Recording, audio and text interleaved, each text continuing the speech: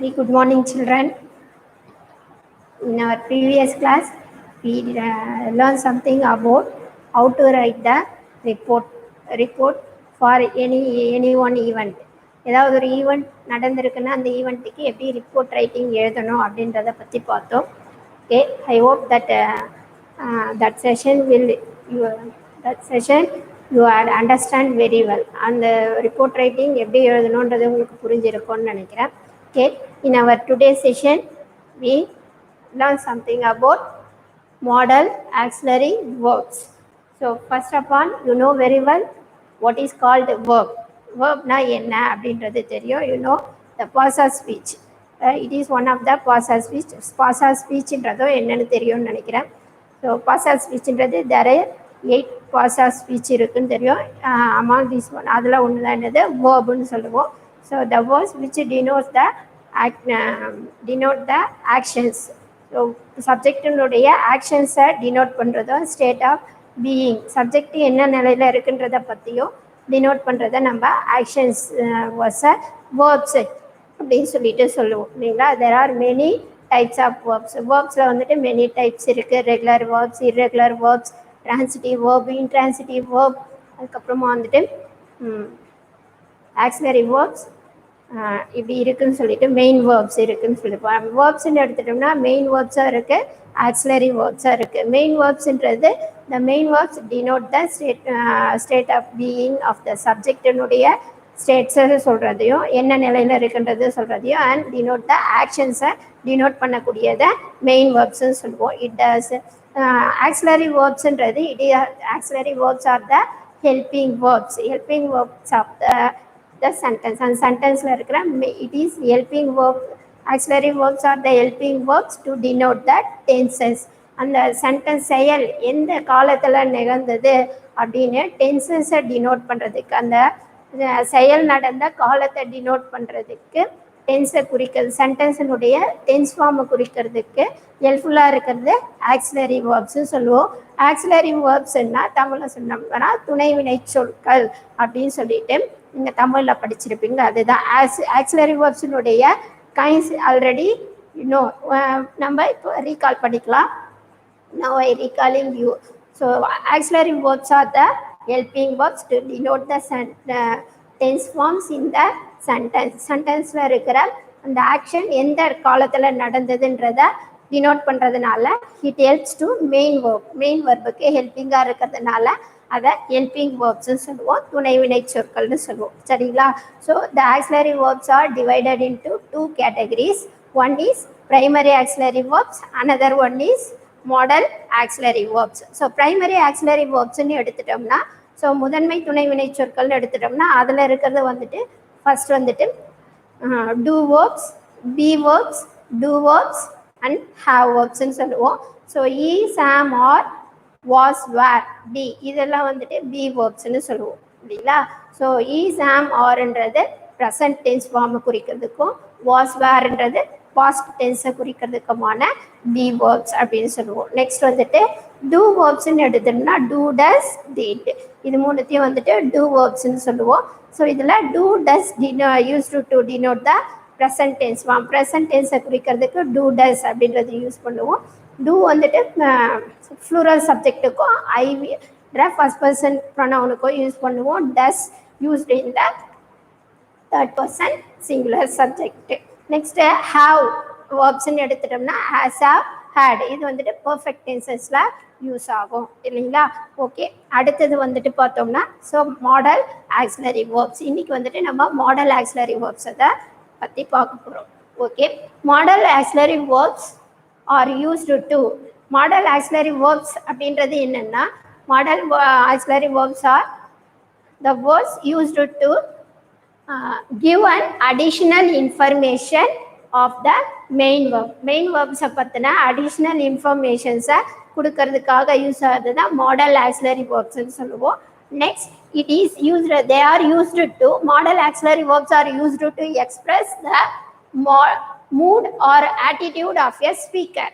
So ஒரு speaker அவருடைய express பண்ணக்கூடியவர், பேசக்கூடியவர் இருக்கார் இல்லையா, அவருடைய மூட் என்ன நிலையில இருக்காரு அப்படின்றதையும் அவருடைய ஆட்டிடியூட் எதை பத்தி சொல்றாரு அப்படி எக்ஸ்பிரஸ் பண்ண வராரு அப்படின்றதுக்காகவும் யூஸ்ஃபுல்லா இருக்கிறது தான் modal auxiliary verbs. They are very useful to for our spokening skill. நம்முடைய ஸ்போக்கனிங் ஸ்கில்லுக்கு ரொம்ப யூஸ்ஃபுல்லாகவும் இருக்கும். ஓகே, ஸோ மாடல் ஆக்சிலரி வேர்ப்ஸே வந்துட்டு நம்ம ரெண்டு பிரிவாக பிரிக்கலாம். என்னன்னா இது வந்துட்டு இந்த மாடல்ஸை வந்துட்டு ட்ரூ மாடல்ஸ் அப்படின்னு சொல்லுவாங்க. என்னது ட்ரூ மாடல்ஸ் அப்படின்னு பிரிக்கலாம். இன்னொரு டைப் வந்துட்டு செமி மாடல்ஸ் அப்படின்னு சொல்லலாம். இப்போ ட்ரூ மாடல்ஸ் அப்படின்றதுல என்னென்ன வேர்ட்ஸ் எல்லாம் வந்துட்டு ட்ரூ மாடல்ஸ் அப்படின்னு பார்த்தோம்னா can, good, will, would, shall, should, May, might and must இதெல்லாம் வந்துட்டு பார்த்தோம்னா என்னன்னு சொல்லுவோம் ட்ரூ மாடல்ஸ் அப்படின்ற கேட்டகரியில் சொல்லுவோம். அண்ட் தென் செமி மாடல்ஸ் அப்படின்றது had to, need to, dare, use to இதெல்லாம் வந்துட்டு செமி மாடல்ஸ் அப்படின்னு சொல்லிட்டு சொல்லலாம். சரிங்களா? ஸோ இப்போ அதனுடைய டைப்ஸ் பார்த்தோம். என்னென்ன பார்த்துருக்கோம்? What are call modal verbs. Modal வேர்ப்ஸ்னா என்ன?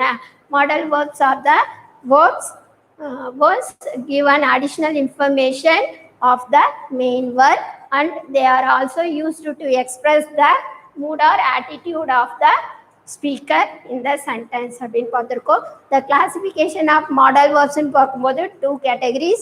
One is true modals and another one is semi modals. So true modalsல என்ன வேர்ட்ஸ் எல்லாம் வரும்னு பார்த்தோம்னா can, will, shall, may, must and could, would, should, might இதெல்லாம் வந்துட்டு ட்ரூ மாடல் சொல்லுவோம்.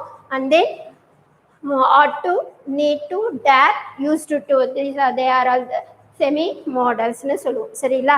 Okay, next let us saw that see the usage of modal verbs. Model verbs எந்த இடத்துலலாம் usage ஆயிருக்கு, எப்படி யூஸ் ஆகுது அப்படின்னு சொல்லிட்டு பார்க்க போகிறோம். Model verbs are used to indicate the tenses. Tense ஃபார்மை இண்டிகேட் பண்ணுறது டினோட் பண்ணுறதுக்கும், next to frame questions make பண்ணுறதுக்கும், then to give short answers சுருக்கமாக 1 or 2 வேர்ட்ஸில் வந்து ஆன்சர் பண்ணுறதுக்கும் ஷார்ட் ஆன்சர்ஸ் கொடுக்கறதுக்கும் டு ஃப்ரேம் கொஸ்டின் டேக்ஸ்லேயே வந்துட்டு யூஸ்ஃபுல்லாக இருக்குது. And then negative sentences make பண்ணுறதுலையும் அண்ட் ஆக்டிவ் அண்ட் பாசிவ் வாய்ஸ்லையும் அண்ட் ஆல்சோ டைரக்டிவ் இன்டைரக்ட் ஸ்பீச்லேயும் வந்துட்டு இந்த மாடல் வேர்ட்ஸ் வந்துட்டு அதனுடைய யூசேஜ் நெசசரி ஆகுது. And then so the mood of the or attitude of the ஸ்பீக்கர்னு பார்த்தோம்லையே சென்டென்சஸில் in how they are function என்னென்ன வாட் ஆர் த சிச்சுவேஷன்ஸ் எந்த சிச்சுவேஷன்ஸில் வந்துட்டு இந்த மாடல் ஆக்சிலரி வேர்ப்ஸ் யூஸ் ஆகும் அப்படின்னு பார்த்தோம்னா to express our ability in the present and past.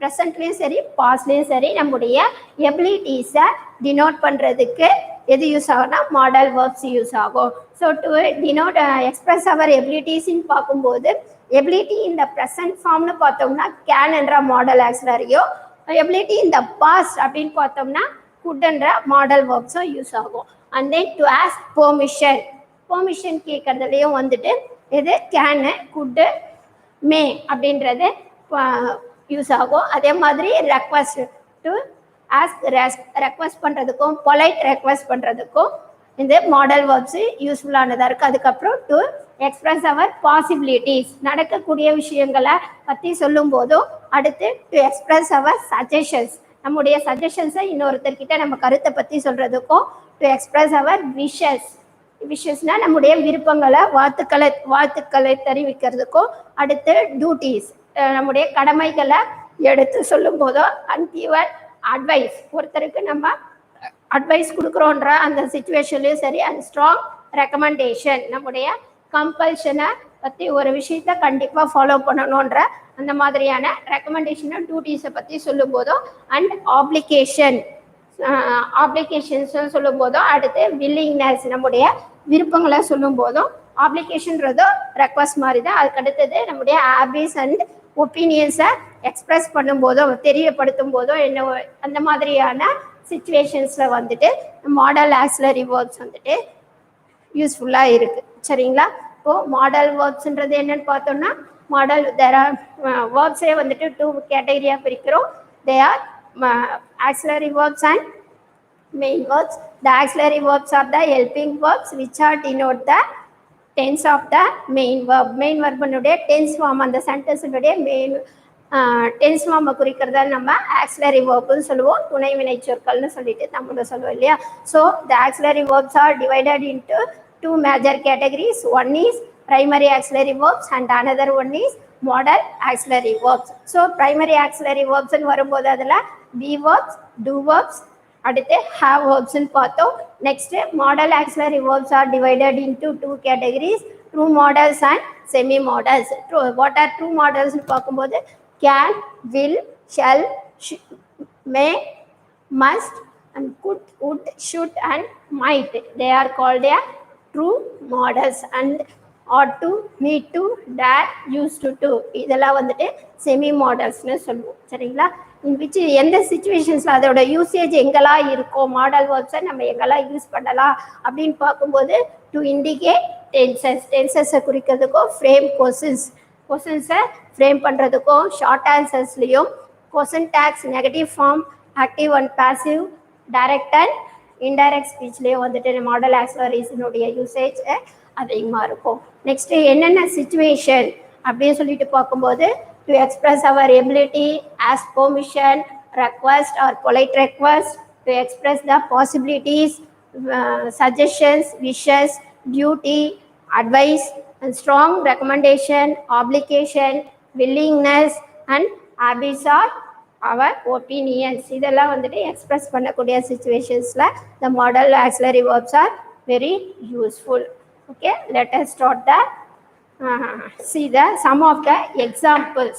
So இப்போ வந்துட்டு நம்ம ஒவ்வொரு மாடல் ஆக்சிலரிஸும் என்னென்ன சிச்சுவேஷன்ஸில் எப்படி யூஸ் ஆகுது அப்படின்னு சொல்லிட்டு என்ன பண்ண போகிறோம் அதுக்கான எக்ஸாம்பிள் இப்போ பார்க்கலாம்.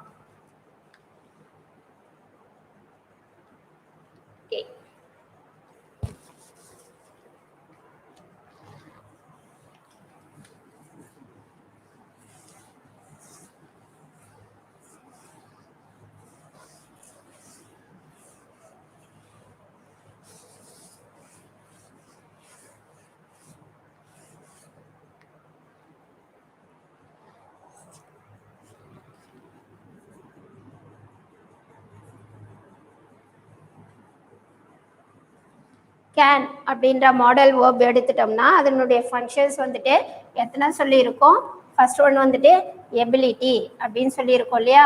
So ability in the present, ability in the present, present is at ப்ரெசன்ட்ல நம்முடைய எபிலிட்டிஸ் திறமைகளை எக்ஸ்பிரஸ் பண்ணுறதுக்கு கேன்ன்ற மாடல் வேர்ப் யூஸ் ஆகுதுன்னு சொல்லிட்டு பார்த்துருக்கோம் அதனுடைய யூசேஜில். ஸோ இப்போ நம்முடைய எபிலிட்டி அட் ப்ரெசன்ட்னு பார்க்கும்போது எக்ஸாம்பிள் என்ன கொடுக்கலாம்னா I can speak English fluently.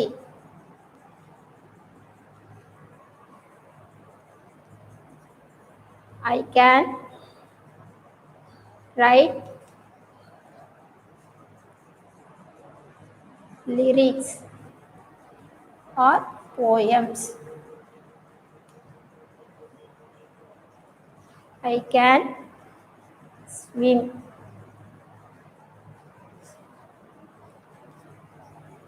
I can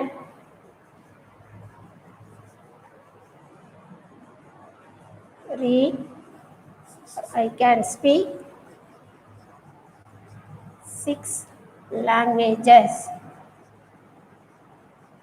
so இந்த சென்டென்சஸில் பார்த்தோம்னா இப்போது நாம் என்ன வேர்டு யூஸ் பண்ணியிருக்கோம், கேன் அப்படின்ற வேர்பு யூஸ் பண்ணியிருக்கோம் இல்லையா.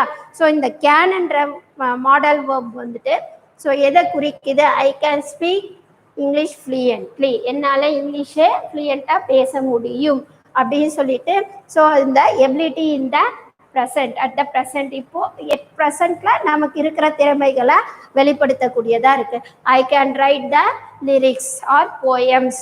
அடுத்து I can swim, I can speak 6 languages இருக்கு, என்னால் 6 மொழிகள் பேச முடியும் அப்படின்னு சொல்லும்போது இந்த மாடல் வேர்ப் வந்துட்டு எதை குறிக்குதுன்னா எபிலிட்டி இன் த ப்ரெசன்ட் டென்ஸில் நம்முடைய திறமைகளை வெளிப்படுத்துறது எக்ஸ்பிரஸ் பண்ணுறதுக்கு கேன் என்ற மாடல் வேர்ப் யூஸ் ஆகுது அப்படின்னு சொல்லிட்டு பார்க்கணும். சரிங்களா? அடுத்து இதே வந்துட்டு இதனுடைய ரெண்டாவது ஃபங்க்ஷன் அப்படின்னு சொல்லிட்டு பார்த்துட்டோம்னா, ரெண்டாவது ஃபங்க்ஷன் பார்க்கும்போது permission, to ask permission. So ஏதோ ஒரு விஷயத்துக்காக பெர்மிஷன் கேட்கறது, அனுமதி கேட்குறோம் அப்படின்னா, listen, can I go to library? Can I go to the library? So இந்த சென்டென்ஸ் எடுத்துட்டோம்னா இதில் என்னால் லைப்ரரிக்கு போக முடியுமா அப்படின்னு சொல்லிட்டு, இது வந்துட்டு என்னால் முடியும்னு சொல்கிறது. Can I go to the library, என்னால் லைப்ரரிக்கு போக முடியுமா அப்படின்னு சொல்லிட்டு பெர்மிஷன் கேட்குறது. சரிங்களா? அதுக்கு அடுத்தது அனதர் ஒன் எக்ஸாம்பிள் பார்க்குறோம்னா, can I go to the market, இந்த மாதிரியானது கேட்குறது வந்துட்டு என்ன சொல்கிறோம், டு ஆஸ்க் த பெர்மிஷன். நான் என்னால் போக முடியுமா, அனுப்புவீங்களா அப்படின்னு சொல்லிட்டு பெர்மிஷன் கேட்கறது. நெக்ஸ்ட் வந்துட்டு பார்த்தோம்னா ரெக்வஸ்ட்னு சொல்லியிருக்கோம் இல்லையா. அனதர் ஒன் வந்துட்டு possibilities, to express our possibilities அப்படின்னு சொல்லிட்டு பார்த்தோம்னா,